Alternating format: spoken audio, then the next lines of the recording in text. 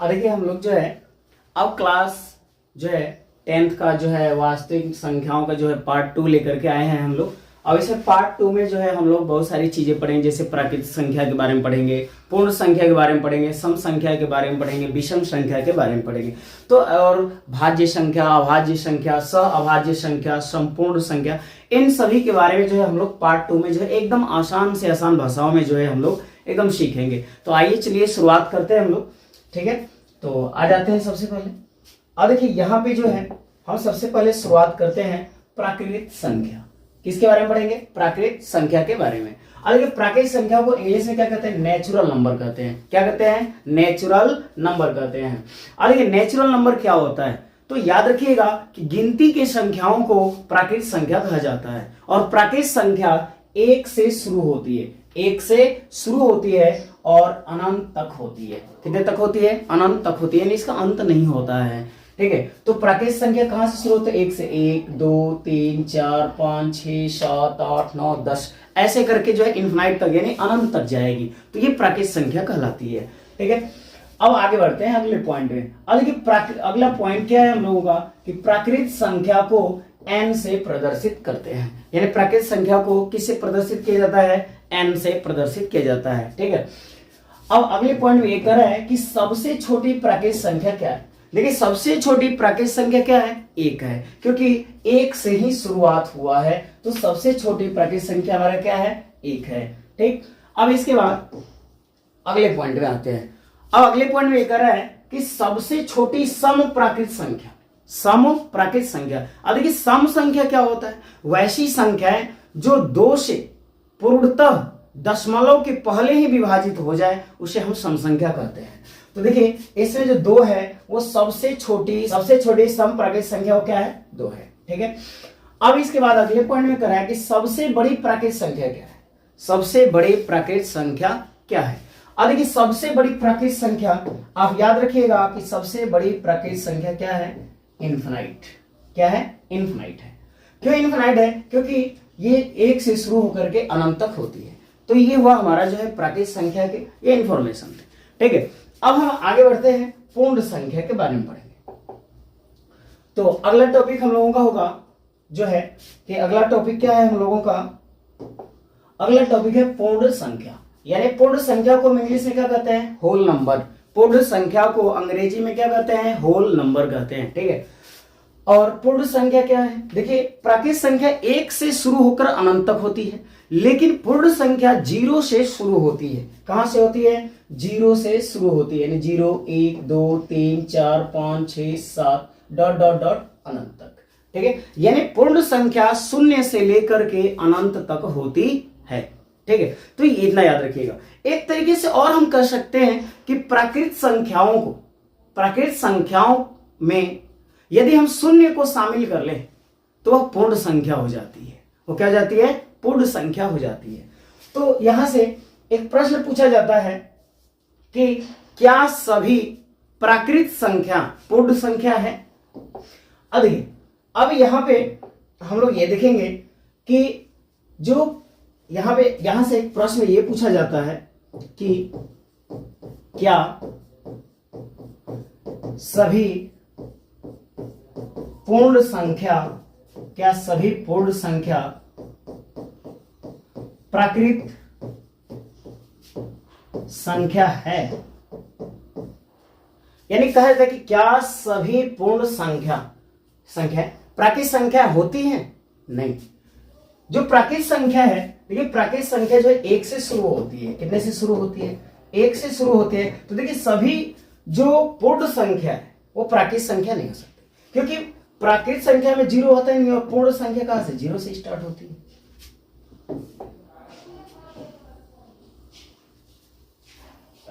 पूर्ण संख्या को जो है हम W से प्रदर्शित करते हैं, यानी पूर्ण संख्या को किससे प्रदर्शित किया जाता है? कैपिटल W से प्रदर्शित किया जाता है। अब इसके बाद अगले पॉइंट में करा है कि सबसे छोटी पूर्ण संख्या क्या है? सबसे छोटी पूर्ण संख्या क्या है? अब देखिए यहाँ पे याद रखिएगा कि सबसे छोटी पूर्ण संख्या क्या होती है? 0 होती है, यानी 0 होता है। सबसे छोटी पूर्ण संख्या क्या होता है? 0 होता है, ठीक है। अब इसके बाद अब ये पॉइंट आते हैं और यहाँ बात करते हैं हम लोग कि सबसे छोटी पूर्ण सम संख्या क्या है। सबसे छोटी पूर्ण सम संख्या, तो याद रखिएगा कि सबसे छोटी पूर्ण सम संख्या क्या होता है, 2 होता है। ठीक है, इसके बाद सबसे छोटी विषम पूर्ण संख्या क्या होता है, 1। सबसे छोटी विषम पूर्ण संख्या क्या होता है, 1 होता है। ठीक है, तो ये रहा हम लोगों का पूर्ण संख्याओं के बारे में। तो याद रखिएगा आप लोग दोस्तों कि पूर्ण संख्या 0 से शुरू होती है। अब इसके बाद जो है हम लोग अगले टॉपिक पे आते हैं। ठीक है, तो अगला टॉपिक हम लोगों का रहेगा इवेन नंबर। क्या रहेगा, इवेन नंबर। ठीक है, इसको हम क्या कहते हैं, सम संख्या के नाम से जानते हैं। ठीक है, बंद हो लगा, हम इसे सम संख्या के रूप में जानेंगे। ठीक है, तो देखिए हम आते हैं यहाँ पे, अगला टॉपिक हमारा जो है क्या है, सम संख्या है। क्या है, सम संख्या। और सम संख्या को अंग्रेजी में क्या कहते हैं, इवेन नंबर कहते हैं। अब इसके बाद आगे बढ़ते हैं। अब देखिए यहाँ पे आप ये याद रखिएगा इवेन नंबर के बारे में। देखिए क्या कर रहा है, अधिक क्या कर रहा है कि वह संख्या जिसमें 2 से भाग देने पर, वह संख्या जिसमें 2 से भाग देने पर दशमलव से पहले पूरा पूरा कट जाए। यानी आप लोगों ने हमेशा जो है सम संख्या की परिभाषा ये याद रखा कि वैसी संख्याएं जो 2 से पूर्णतः विभाजित हो जाती है उसे हम सम संख्या कहते हैं। लेकिन नहीं, लेकिन ऐसा नहीं होता है। अब देखिए जैसे मान लीजिए 2 है और 2 में हम 9 जो है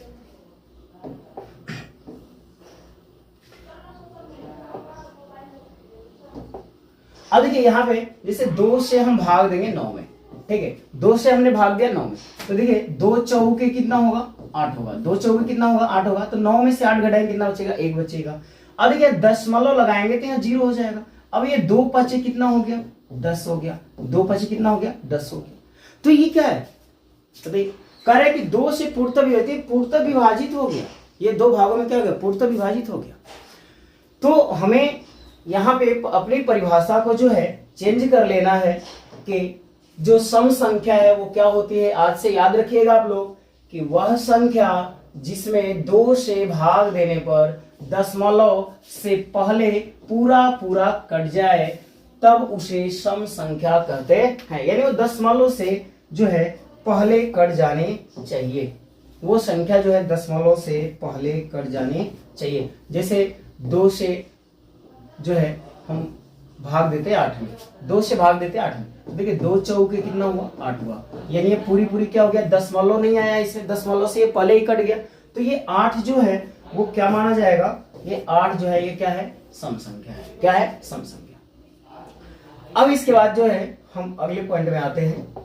अब देखिए हम कह रहा है कि जैसे 426 है, ये 756 है, ये 9368 है, इसके बाद 92,378 है, etc। ये जितनी भी संख्या हमने लिखा है सबके सब क्या है, सम संख्या है। तो आइए चेक करते हैं कि जो भी हमने एग्जाम्पल लिया है ये सम संख्या है या नहीं, 2 से पूर्णतः विभाजित है कि नहीं। देखिए अभी हमने 426 लिया, कितना लिया, 426। अब 2 से इसको भाग देते हैं, कितने से भाग देंगे, 2 से भाग देंगे। तो देखिए 2 दूनी के 4 होता है, घटा लिए 0 बचा। फिर 2 लेकर के 2 एकम कितना होता है, 2 होता है, फिर 0 बचा, घटाए फिर 6 होता है, 2 3 कितना होता है, 6 होता है, तो कितना बचा, 0। अब देखिए ये पूरी विभाजित हो गया 213 बार में। कितने बार, 213 बार में। ठीक है, तो ये जो है जितनी भी हमने एग्जांपल लिया है ये सबके सब क्या है, सम संख्या है।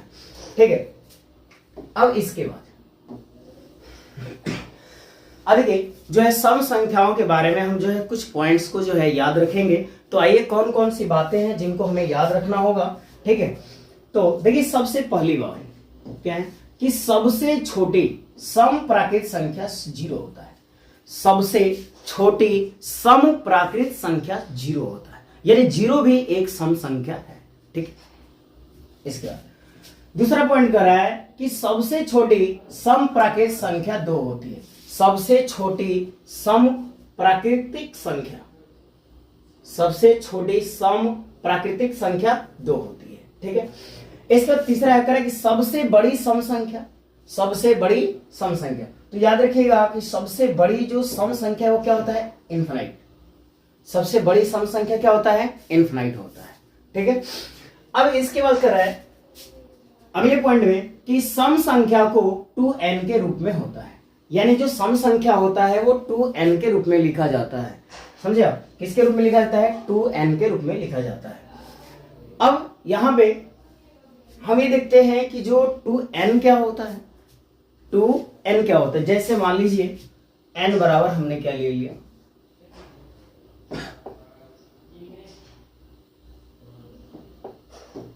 जैसे हमने n बराबर लिया 2 ले लिया,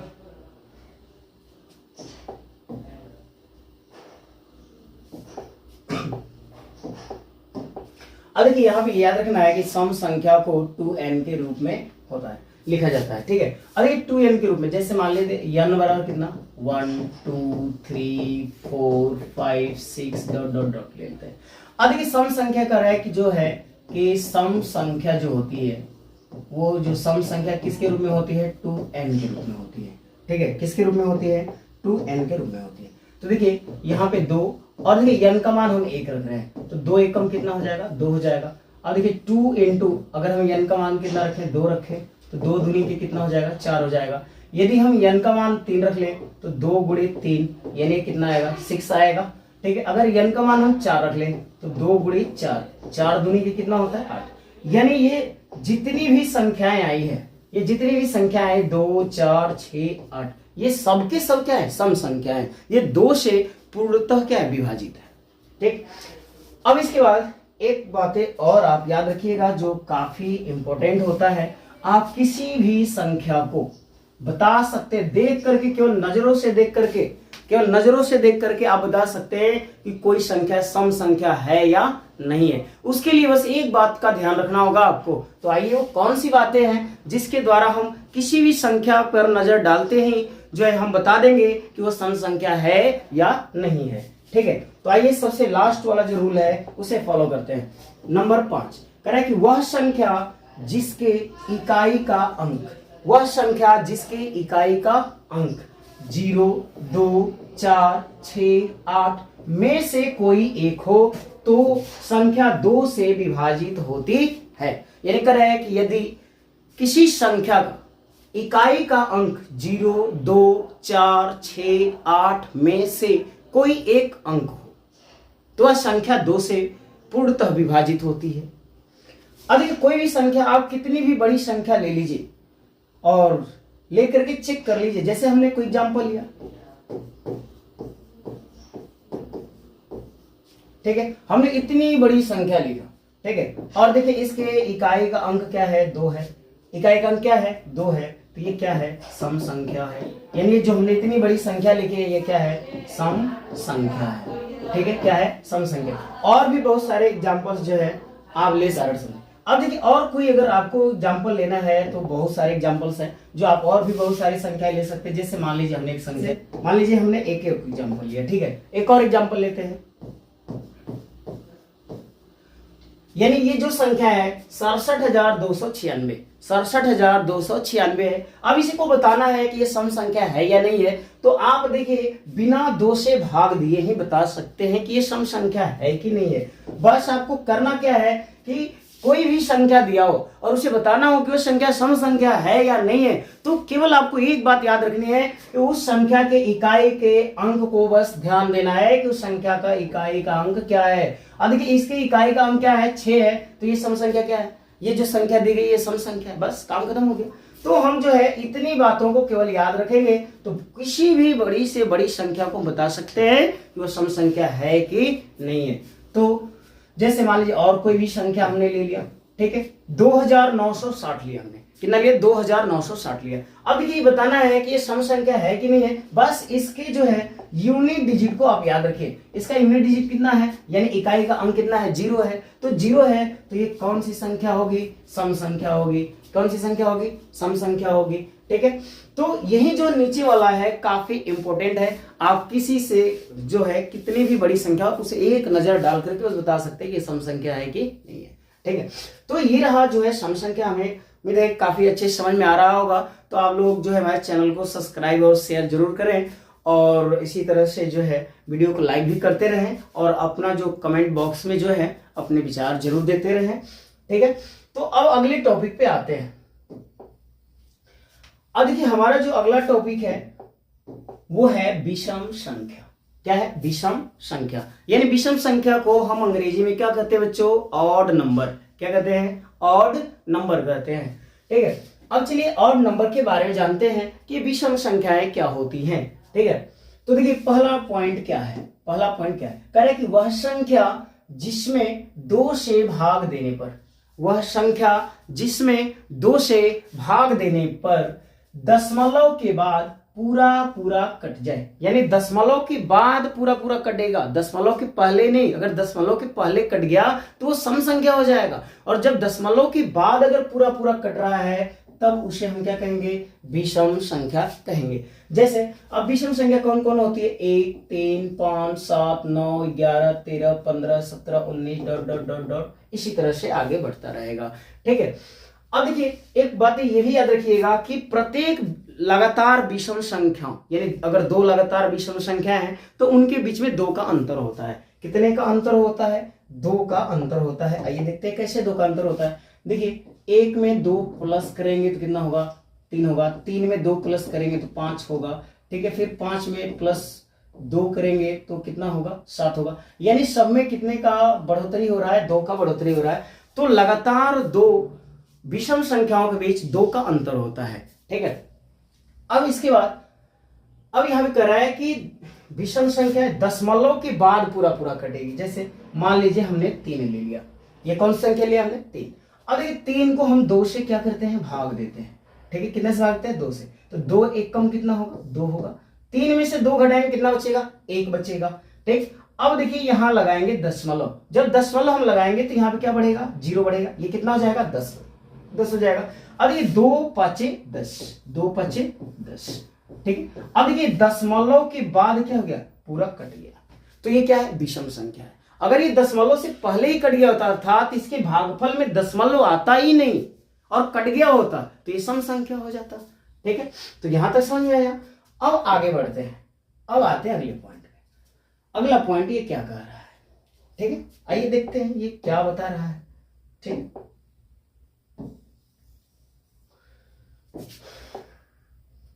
तो अगले पॉइंट में आते हैं। अब देखिए अगला पॉइंट यही बता रहा है हम लोगों को कि वह संख्या जिसके अंत में, वह संख्या जिसके अंत में 1, 3, 5, 7, 9 में से कोई एक संख्या हो तो उसे विषम संख्या कहते हैं। यानी आप केवल संख्याओं पे नजर डालते ही बता देंगे मेरे बच्चों कि वह विषम संख्या है या नहीं है। तो बस आपको एक बात याद रखनी होगी कि यदि कितनी भी बड़ी संख्या हो या कोई भी संख्या हो, केवल उसके इकाई के स्थान पे 1, 3, 5, 7, 9 में से कोई एक अंक हो तो वह संख्या क्या होगी? विषम संख्या होगी। जैसे देखिए यहां पे हमने जैसे एग्जांपल लिया है। देखिए ये जो संख्या है ये 23 है। ये संख्या क्या लिया गया है? 23। अब देखिए इस 23 का जो इकाई का अंक है वो कितना है? 3 है। इकाई का अंक कितना है? 3 है। तो ये क्या है? विषम संख्या है। क्या है? विषम संख्या। अब दूसरी संख्या क्या है? 45 है। दूसरी संख्या हमने क्या लिया? 45 लिया है।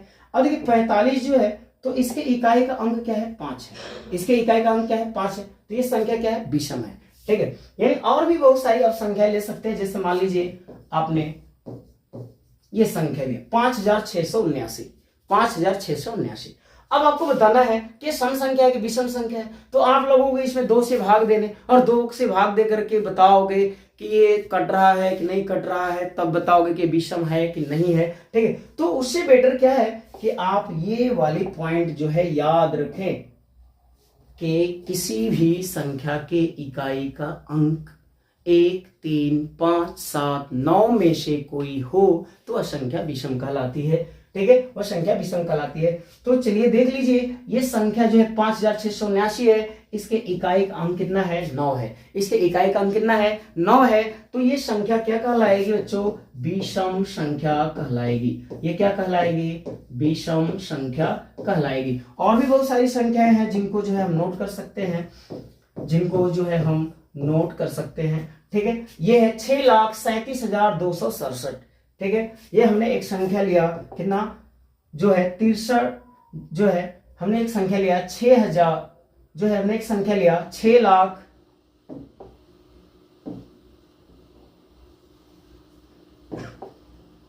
चलिए एक और एग्जांपल लेते हैं। ठीक है, ये। अब देखिए हमने लिया क्या 72,965, 72,965। अब बच्चों आपको बताना है कि ये सम संख्या है कि विषम संख्या है। बस आप धड़ाम से चले जाओ इसके इकाई के अंक पे, और इसके इकाई का अंक कितना है 5 है, तो ये संख्या क्या है विषम है। ये संख्या क्या है विषम है। वैसे ही मान लीजिए आपने एक संख्या लिखा, ठीक है, आपने संख्या लिखा 46,121, 46,121। अब देखिए इसके इकाई का अंक देख लीजिए, इसके इकाई के स्थान पे क्या है एक है, एक है, तो ये क्या है विषम संख्या है, ये क्या है विषम संख्या है, ठीक है। तो हमें अब ये पता चल गया, ठीक है, कि विषम संख्या को हम नजरों से देख करके ही कैसे बता देंगे कि वो विषम संख्या है या नहीं है। तो चलिए अब आगे बढ़ते हैं, अगले पॉइंट में आते हैं। अब देखिए अगला पॉइंट क्या है सेकेंड नंबर। अब अगला पॉइंट क्या है हमारा सेकेंड नंबर में आते क्या करें, विषम संख्याओं को, विषम संख्याओं को 2n के रूप में, 2n के रूप में लिखा जाता है, यानी विषम संख्याओं को 2n के रूप में लिखा जाता है। अभी 2n का रूप क्या होता है, जैसे विषम संख्याएं 2n के रूप में होती है, तो जैसे मान लीजिए कि n बराबर आपने 1 2 3 4 5 6 डॉट डॉट ऐसे ही n बराबर रखा। अब आइए रख करके देखते हैं इसको 2n बराबर, ठीक है, कह रहे हैं कि विषम संख्या जो होता है क्या होता है विषम संख्या, वो क्या होता है 2n + 1 के रूप का होता है। तो आइए n का जो है अलग अलग मान रखते हैं और मान निकालते हैं। देखिए यहाँ पे 2 × देखिए n का मान हम क्या रखते हैं 1 रखते हैं, तो n की जगह पे 1 रखा +1। अब देखिए 2 एकम कितना हुआ 2, 2 में 1 जोड़ देंगे कितना हो जाएगा 3, कितना आया 3। अब देखिए इसके बाद फिर दूसरा संख्या रखते हैं 2 रखते हैं, क्या रखते हैं 2 × n की जगह पे क्या रखेंगे 2 रखेंगे, क्या रखेंगे 2 रखते हैं और +1। तो देखिए 2 दूनी 4, 4 में 1 जोड़ देंगे कितना हो जाएगा 5 हो जाएगा, ठीक है। अब देखिए और अगली संख्या लेते हैं जैसे 2 × अब देखिए n का मान इस बार 3 ले लेते हैं, क्या ले लेते हैं 3 ले लेते हैं, तो 3 हो गया फिर +1, तो गुणा कर दीजिए 2 3 6 हुआ, 6 में 1 जोड़ देंगे कितना होगा 7 होगा, कितना होगा 7 होगा। अब देखिए इसके बाद n का मान चलिए इस बार 4 रखते हैं, क्या रखते हैं 4 रखते हैं, तो 2 × 4 + 1 तो कितना हो जाएगा 4 दूनी 8, 8 में 1 जोड़ देंगे 9, ठीक है। तो आपने क्या देखा जब हम ये रख रहे हैं, तो देखिए पहले क्या आया 3 आया 5 आया 7 आया और ये 9 आया। तो ये जितने भी संख्याएं आई हैं 3 5 7 9 ये सब के सब जो है विषम संख्या है। तो इसलिए कहा जाता है कि विषम संख्या जो है 2n + 1 के रूप में लिखा जाता है, ठीक है। अब इसके बाद लास्ट पॉइंट है, देखिए क्या दिखा है सबसे छोटी विषम संख्या। सबसे छोटी विषम संख्या क्या होती है बताइए आप लोग। सबसे छोटी विषम संख्या जो है 1 होता है, क्या होता है 1 होता है। सबसे छोटी विषम संख्या कितना होता है 1 होता है। तो ये था हम लोगों का जो है विषम संख्या के बारे में पूरी जानकारी, ठीक है। अब जो है हम आगे बढ़ते हैं, अगले पेज पे चले हम लोग, ठीक है। चलिए अगले पेज पे चलते हैं हम लोग, अगले पेज पे आते हैं। चलिए अब आगे अगले पेज पे। अब अगला पेज क्या कर रहा है हम लोगों का, ठीक है। आते हैं अगले टॉपिक पे आते हैं। अब देखिए अगला टॉपिक है अभाज्य संख्या। क्या है अभाज्य संख्या, ठीक है। और अभाज्य संख्या को हम अंग्रेजी में क्या कहते हैं प्राइम नंबर। अभाज्य संख्या को क्या कहते हैं बच्चों प्राइम नंबर कहते हैं, ठीक है। अब देखिए प्राइम नंबर के बारे में जानते हैं कि अभाज्य संख्या क्या होती है, प्राइम नंबर क्या होता है, ठीक है। तो आइए देखिए क्या लिखा हुआ है, आइए इसको पढ़ते हैं। जो संख्या स्वयं व केवल 1 से विभाजित हो अभाज्य संख्या कहलाती है। यानी वैसी संख्या जो खुद से और केवल 1 से विभाजित हो वह संख्या अभाज्य संख्या कहलाती है। क्या कहलाती है अभाज्य संख्या कहलाती है। जैसे में हमने लिया है 2। अब देखिए जो 2 है ना, ये 2 जो है ना वो या तो 1 से विभाजित होगी या तो 2 से विभाजित होगी, तीसरी कोई संख्या है ही नहीं, तीसरी कोई संख्या है ही नहीं, पूर्ण संख्या नहीं है जो 2 को विभाजित कर पाए। तो याद रखना कि जो संख्या स्वयं व केवल 1 से विभाजित हो अभाज्य संख्या कहलाती है। इसका 2 लिए जैसे 5 3 हो गया, 3 भी देखिए 1 और 2 से ही विभाजित होगी। 5 हमने लिया देखिए ये 1 से या तो 5 से विभाजित होगा। अगर हमने 7 लिया तो देखिए 1 और ये 7 से विभाजित होगा। और हमने 11 लिया तो 1 और ये 11 से विभाजित होगा। यानी यहाँ पे ये क्या कह रहा है कि जो संख्या स्वयं से यानी खुद से, तो देखिए 2 है ना, तो देखिए 2 से ही डिवाइड है, ये 3 है, यानी सॉरी 3 होगा, तो देखिए 3 जो है 3 से डिवाइड है, ये 5 है तो खुद से, यानी ये 7 है तो खुद से, और ये 11 है तो खुद से। और इसके बाद क्या कर रहा है कि केवल 1 से, केवल 1 से, तो देखिए सब में क्या है 1 1 1 1 1, ठीक है। तो आपको समझ में आ गया होगा कि अभाज्य संख्या क्या होती है, यानी वैसी संख्याएं जो केवल 1 से और स्वयं से विभाजित होती है वो अभाज्य संख्या कहलाती है, ठीक है। अब इसके बाद अगले पॉइंट पे आते हैं। अब क्या करा कि सबसे छोटी अभाज्य संख्या क्या होती है, सबसे छोटी अभाज्य संख्या क्या होती है। तो याद रखिएगा कि सबसे छोटी अभाज्य संख्या 2 होता है। क्या होता है 2, सबसे छोटी अभाज्य संख्या कौन है 2 है, ठीक है। अब इसके बाद अगले पॉइंट में देखिए क्या पूछता है कि सबसे छोटी सम अभाज्य संख्या, सबसे छोटी सम अभाज्य संख्या, तो सबसे छोटी सम अभाज्य संख्या क्या है 2 है, क्या है 2 है, ठीक है। इसके बाद तीसरा पॉइंट क्या है, करेंगे सबसे छोटी विषम अभाज्य संख्या, सबसे छोटी विषम अभाज्य संख्या, तो देखिए सबसे छोटी विषम अभाज्य संख्या क्या है, यहाँ पे 3 है, तो यहाँ पे आंसर क्या होगा 3 होगा, ठीक है। अब आगे, अब कह रहे हैं चौथे पॉइंट में 2 के अलावा सभी अभाज्य संख्याएं विषम संख्या होती है, यानी कह रहा है कि 2 ही एक ऐसी संख्या है, 2 जो है एक ऐसी संख्या है जो अभाज्य है और सम भी है, अभाज्य भी है और सम संख्या भी है, लेकिन 2 को छोड़ करके जितनी भी अभाज्य संख्याएं आएंगी, 2 को छोड़ करके जितनी भी अभाज्य संख्याएं आएंगी सब विषम संख्याएं होती हैं, सब क्या होती है विषम संख्याएं होती हैं। जैसे यहाँ पे देख लीजिए 5 7 11 13 15 17 19, ठीक है 23, इसके बाद 29 31, इसके बाद 31 के बाद 37 37 के बाद 41, ये जितनी भी संख्या हमने लिख रहे हैं ये सबके सब क्या है अभाज्य संख्या है, सबके सब क्या है अभाज्य संख्या है। और ये अभाज्य संख्या जो है केवल 1 से कटेंगे या तो खुद से कटेंगी, ठीक है। और जो है ये जितने भी संख्या है सबके सब क्या है विषम संख्या है, इसीलिए यहाँ पे लिखा गया है कि 2 के अलावा सभी अभाज्य संख्याएं विषम होती है, ठीक है। यानी केवल 2 ही एक ऐसी अभाज्य संख्या है जो सम होता है, ठीक है, इवन नंबर होता है, ठीक। तो ये रहा हमारा जो है अभाज्य संख्या। अब इसके बाद आगे बढ़ते हैं हम लोग।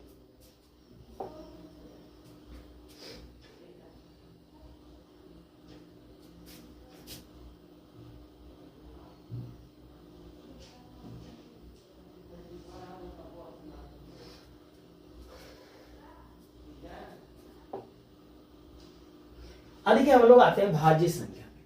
अब किसके बारे में हम लोग पढ़ेंगे, भाज्य संख्या के बारे में पढ़ेंगे कि ये भाज्य संख्या जो है क्या होता है।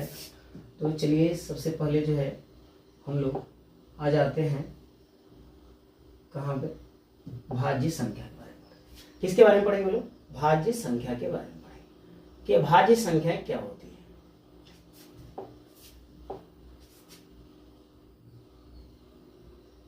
ठीक है, अब देखिए इस भाज्य संख्या को हम लोग क्या कहते हैं।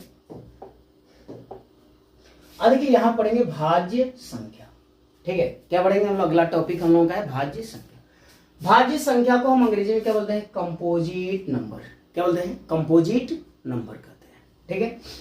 अब देखिए अब भाज्य संख्या क्या होता है, आगे बढ़ करके देख लेते हैं हम लोग कि भाज्य संख्या क्या होता है। क्या करें कि जो संख्या स्वयं से यानी खुद से, फिर एक से यानी एक से, तथा अन्य संख्या से विभाजित हो, अन्य संख्या से विभाजित हो, भाज्य संख्या कहलाती है, भाज्य संख्या कहलाती है। यानी कह रहा है कि जो संख्या स्वयं से और एक से तथा अन्य संख्या से भी विभाजित हो तो वह संख्या जो है भाज्य संख्या कहलाती है। और भाज्य संख्याओं की जैसे हम बहुत सारे एग्जाम्पल ले सकते हैं यहाँ पे, तो आइए भाज्य संख्याओं की जो है हम लोग एग्जाम्पल लेते हैं। जैसे हमने भाज्य संख्या के रूप में क्या लिया, जैसे मान लीजिए हमने भाज्य संख्या के रूप में 4 लिया, 6 लिया, 8 लिया, ठीक है, इसके बाद 9 लिया, 10 लिया, ठीक। आइए इनके बारे में देखते हैं। अब देखिए 4 जो है ना 1 से भी विभाजित है, इसके बाद 2 से भी विभाजित है, इसके बाद 4 से भी विभाजित है। किससे विभाजित, 4 से विभाजित है। अब देखिए यहाँ पे परिभाषा क्या कर रहा है कि जो संख्या स्वयं से यानी खुद से, तो देखिए 4 जो है खुद से विभाजित हो रहा है कि नहीं हो रहा है, हो रहा है ना। फिर क्या करें, एक से, यानी ये एक से भी विभाजित है कि नहीं है ना। अब इसके बाद क्या करें, अन्य संख्या से, यानी अन्य संख्या कौन है, 2। अन्य संख्या कौन है, 2, यानी 2 से जो है 4 क्या है, विभाजित है। तो ये जो 4 है ये क्या कहलाएगा, भाज्य संख्या कहलाएगा। अब इसके बाद जैसे हमने 6 लिया, अब देखिए 6 जो किससे किससे विभाजित हो सकता है, जैसे 1 से विभाजित होगा, इसके बाद 2 से विभाजित है, 3 से विभाजित है और खुद से विभाजित है, यानी 6 से विभाजित है। इसके बाद अगर 8 लेते हैं तो 8 देखिए 8 जो है किससे विभाजित होता है, किसे, देखिए 1 से डिवाइड हो जाएगा, फिर 2 से भी डिवाइड होगा, क्योंकि 2 चौके 8 होता है। इसके बाद ये 4 से डिवाइड होगा, यानी 4 से भी भाग लगेगा इसमें। अब देखिए इसके बाद 8 से भी ये जो है विभाजित है, ठीक है। तो यहाँ पे यही कह सकते हैं कि जो डिफिनीशन कर रहा है ना, जो परिभाषा कर रहा है ना, कह रहा है कि वो संख्या जो है खुद से विभाजित है, यानी देखिए 8 जो है 8 से विभाजित होगा, फिर कह रहा है कि 1 से भी विभाजित होती है, 1 से विभाजित होगी, फिर कह रहा है कि वह संख्या जो है अन्य संख्याओं से विभाजित है। अन्य संख्याओं में देखिए कौन सी संख्या आएगी, 2 4 जो है अन्य संख्या, और 2 4 से भी क्या है, 8 विभाजित है। तो वैसी संख्या जो स्वयं से, 1 से तथा अन्य संख्या से भी विभाजित हो तो भाज्य संख्या कहलाती है। अब इसके बाद कह रहे हैं कि भाज्य संख्या कौन कौन सी होती है, 4 6 8 9 10 12 14 15 16 18, ये 86, यानी ये जितनी भी संख्याएं जो है ये सबके सब क्या है, भाज्य संख्या है, ठीक है। अब इसके बाद यहां से एक प्रश्न पूछा जाता है कि सबसे छोटी भाज्य संख्या क्या होती है, सबसे छोटी भाज्य संख्या क्या होती है। तो याद रखिएगा कि सबसे छोटी भाज्य संख्या क्या होती है, 4 होती है। क्या होती है, 4 होती है। यानी देखिए यहां पे, अब यहां पे नोट, एक पॉइंट याद रखिएगा, नोट में क्या कर रहा है, एक ना तो भाज्य संख्या है और न ही अभाज्य संख्या है। यानी जो 1 है वो भाज्य संख्या भी नहीं है और ना ही वो अभाज्य संख्या है, ठीक है। तो आप हमेशा के लिए इस पॉइंट को याद रखिएगा कि 1 ना तो भाज्य संख्या है और ना ही अभाज्य संख्या है, ठीक। तो ये था भाज्य संख्या के बारे में, ठीक है। अब आगे बढ़ते हैं हम लोग, जो है अगले पेज पे आते हैं हम लोग। तो अगले पेज पे आएंगे हम लोग, चलिए आते हैं।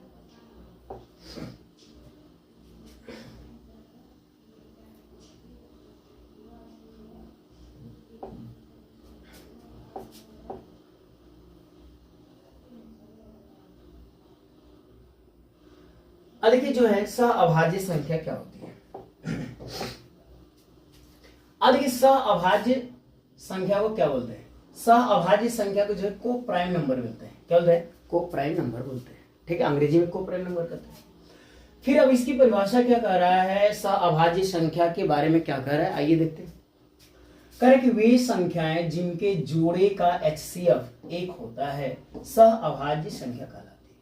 यानी कह रहा है कि वैसी दो संख्याएं जो जोड़े में हो और उनका अगर हम HCF निकालें, यानी हाईएस्ट कॉमन फैक्टर निकालें, यानी महत्तम समापवर्तन, ठीक है।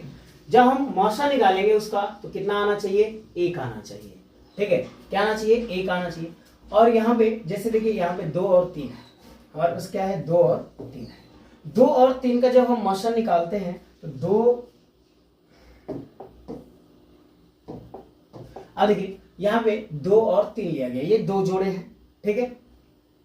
ये जोड़े का HCF कितना होना चाहिए, 1 होना चाहिए। तो देखिए यहाँ पे 2 और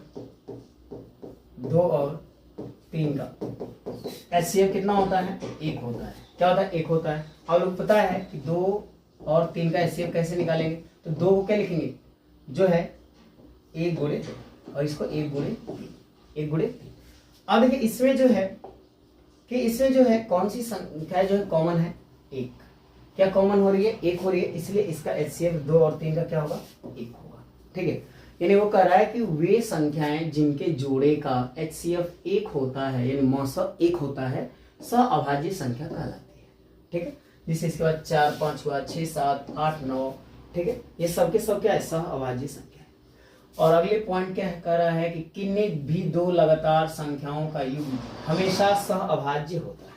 यानी किन्हीं भी, मतलब कोई भी 2 लगातार संख्याओं का जो जोड़ा है, युग्म है, अब वो हमेशा क्या होता है, सहअभाज्य होता है। कहें कि अगर हम उनका HCF निकालेंगे यानी मौसा निकालेंगे तो हमेशा 1 आता है, ठीक है।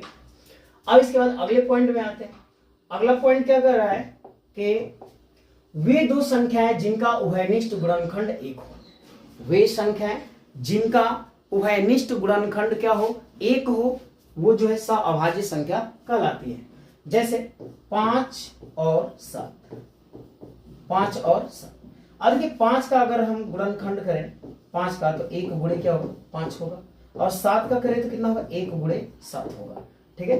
अब देखिए इनका उभयनिष्ठ यानी दोनों में कॉमन क्या है, कॉमन क्या है, 1 है, दोनों में क्या है, 1 है, यानी 1 के अलावे कोई भी संख्या जो है कॉमन नहीं होनी चाहिए।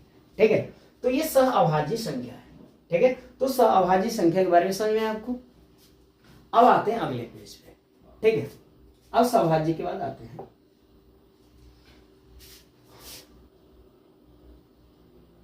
अब देखिए सअभाज्य संख्या के बाद कौन क्या दिया हुआ है,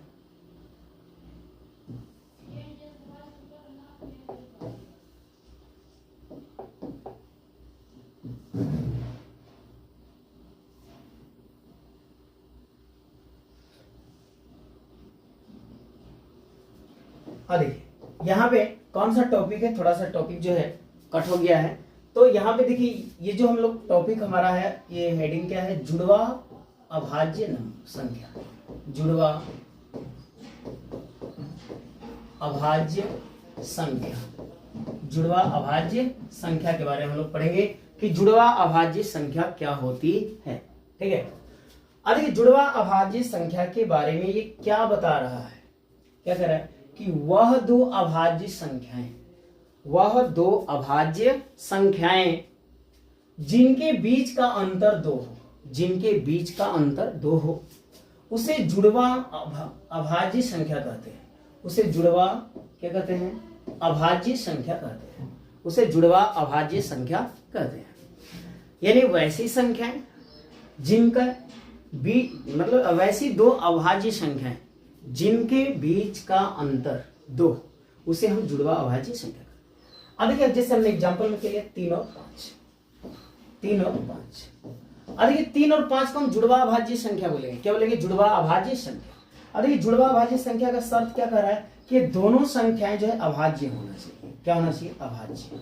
तो देखिए 3 भी जो है वो अभाज्य संख्या है। ठीक है, और ये 5 जो है ये भी क्या है, अभाज्य संख्या है। क्या है, अभाज्य संख्या है।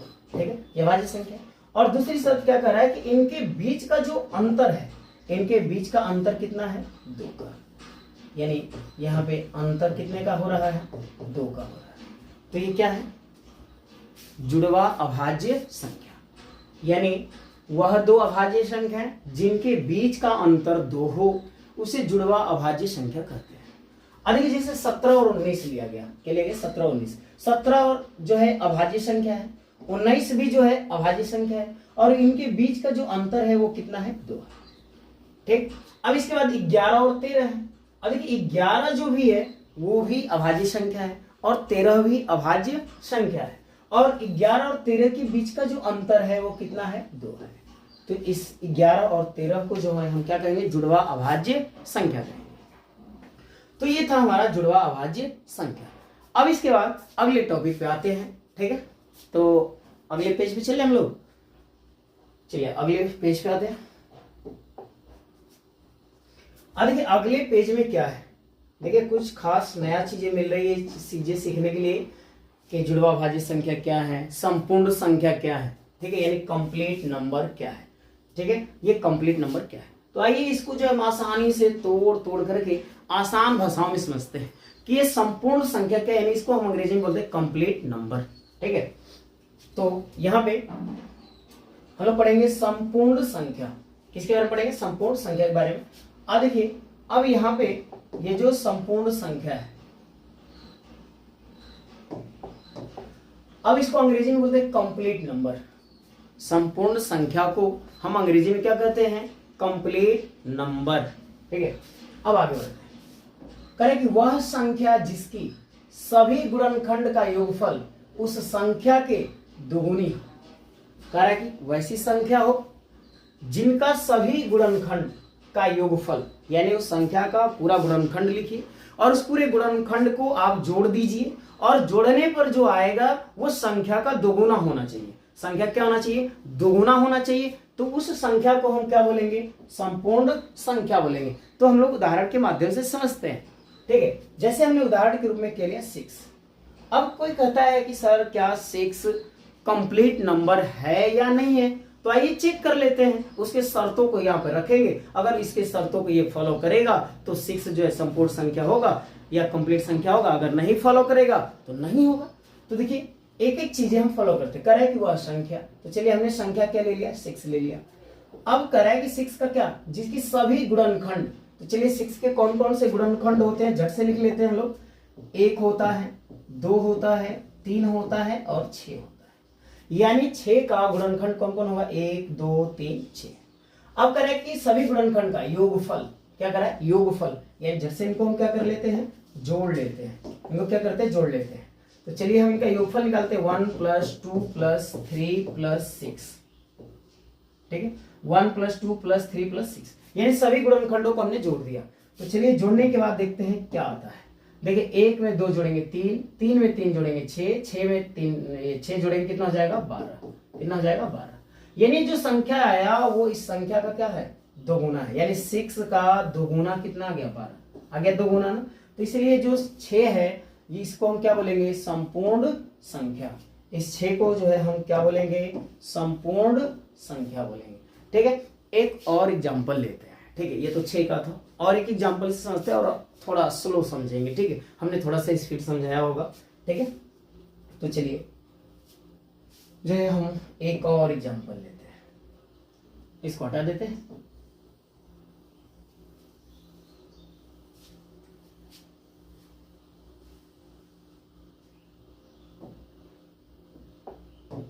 अब आते हैं एक और एग्जांपल लेते हैं हम लोग। वह संख्या हम लेते हैं 28। क्या लेते हैं हम लोग, 28। संख्या के लिए हमने 28 लिए।